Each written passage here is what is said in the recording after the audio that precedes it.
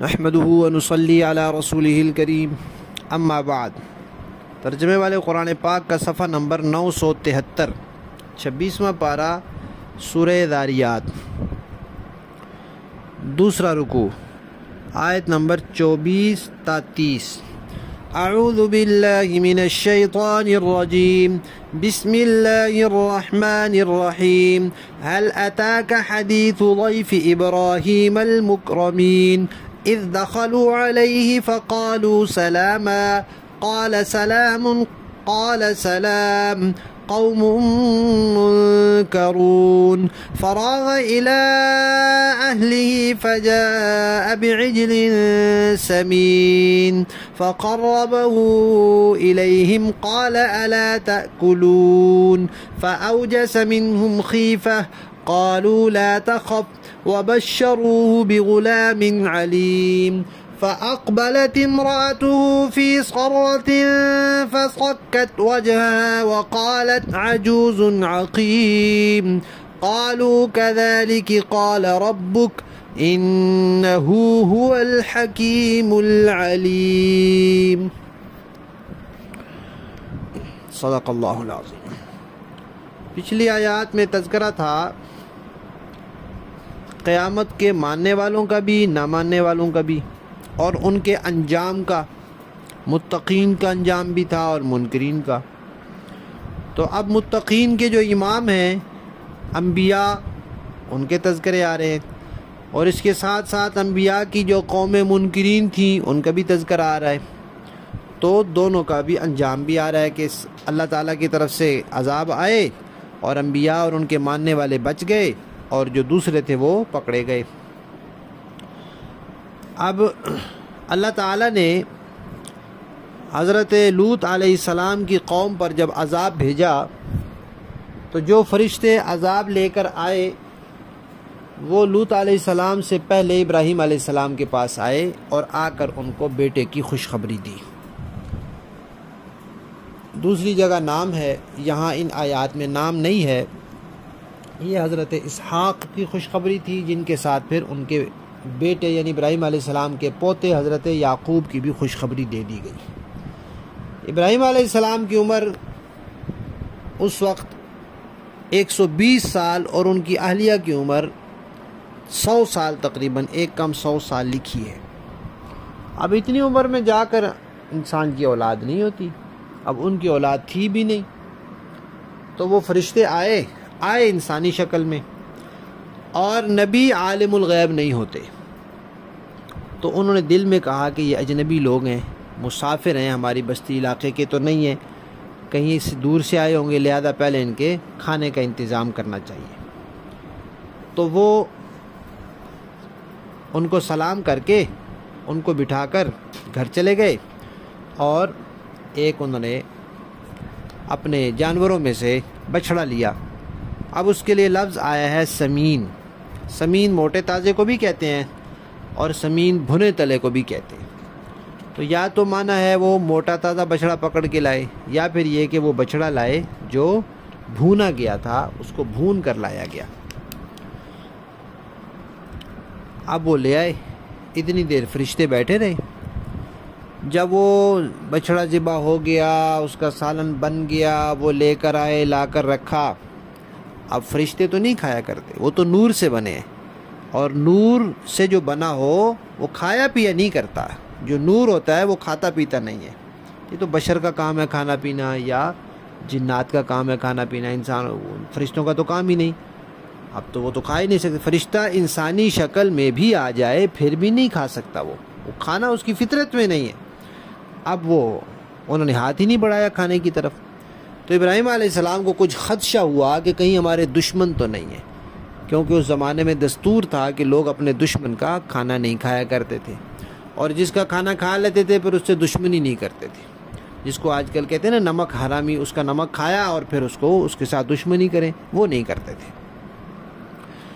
تو ابراہیم علیہ السلام کو تھوڑا سا خدشہ ہوا، تو فرشتوں نے کہا کہ آپ خوف نہیں کریں، ہم اللہ کے بھیجے ہوئے فرشتے ہیں، اللہ تعالیٰ نے آپ کو خوشخبری دی ہے ایک لڑکے کی، بیٹے کی، جو علم والا ہوگا، عالم ہوگا، اب ان کی اہلیہ جو تھی وہ دروازے کے پیچھے آواز سن رہی تھی، گھر میں آواز جا رہی تھی، تو انہوں نے جب پتہ چل گیا کہ یہ فرشتے ہیں، فرشتوں سے پردہ نہیں ہوتا، پردہ ہے حفاظت کے لیے، پردہ ہے ہوس والی نگاہوں سے بچنے کے لیے، پردہ ہے دل کے جذبات کو ابھرنے سے بچانے کے لیے، اپنی حفاظت کے لیے بھی دوسرے کی حفاظت کے لیے بھی۔ فرشتوں سے اس طرح کا کوئی معاملہ ہی نہیں، تو اس لیے فرشتوں سے پردہ نہیں ہوتا۔ تو وہ پھر سامنے آ گئی اور آ کر حیرت سے اپنا ہاتھ منہ پر مارا اور کہنے لگی کہ بوڑھیا، اتنی بوڑھی میں اور بانجھ ہو گئی، اب اولاد ہوگی میری، اب بچہ ہوگا۔ تو فرشتوں نے کہا کہ ہم اپنی طرف سے تو نہیں کہہ رہے، یہ آپ کے رب کا فیصلہ ہے، اور اللہ تعالیٰ بڑے حکمت والے ہیں اور جاننے والے ہیں، لہذا یہ ہوگا اور اسی طرح ہو کر رہے گا۔ لفظی معنی دیکھیے، حل کیا عطا کا آئی ہے آپ کے پاس حدیث بات ضیفی مہمان کی، ابراہیم علیہ السلام کے المکرمین جو عزت والے معزز مہمان تھے۔ قرآن پاک میں تھا بل عباد مکرمون، فرشتے اللہ کی بڑے معزز بندے۔ اذ دخلوا، جب وہ آئے علیہ ابراہیم علیہ السلام کے پاس، فقالوا، تو کہا انہوں نے سلام کیا، قال ابراہیم علیہ السلام نے بھی کہا سلام کا جواب دیا، پھر دل میں کہا قوم، یہ لوگ ہیں منکرون، انجان اجنبی ہیں، فراغا، تو متوجہ ہوئے الی اہلہ، اپنے گھر کی طرف، ان کی بیوی تھی حضرت سارہ، فجاء، تو لائے، بعجل، ایک بچڑا، سمین، موٹا تازہ، فقربہ، رکھا وہ بچڑا، الیہم، ان کے سامنے، قالا، تو دیکھا کہ وہ نہیں کھا رہے تو پوچھا الا تأکلون، کیا تم کھاتے نہیں ہو؟ فاوجسا، تو محسوس کیا، منہم، ان سے، خیفہ، کچھ ڈر، خوف، خدشہ، یہ انسانی فطرت کے تحت ہے، یہ کوئی تقوی کے خلاف نہیں ہے۔ قالوا، انہوں نے کہا لا تخف، خدشہ نہ کیجئے، وبشروہ، فرشتوں نے بشارت دی ان کو، بغلام، ایک لڑکے کی، علیم، علم والے کی، فاقبلت، آ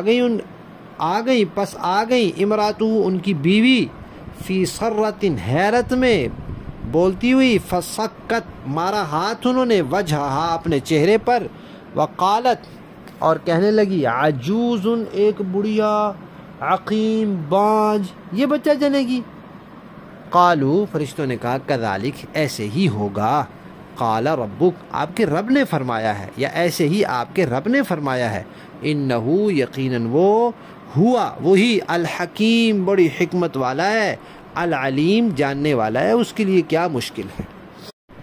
با محاورہ دیکھیں جی، هل اتاک حدیث ضیف ابراہیم المکرمین، اے پیغمبر، کیا ابراہیم کے معزز مہمانوں کا واقعہ آپ کو پہنچا ہے؟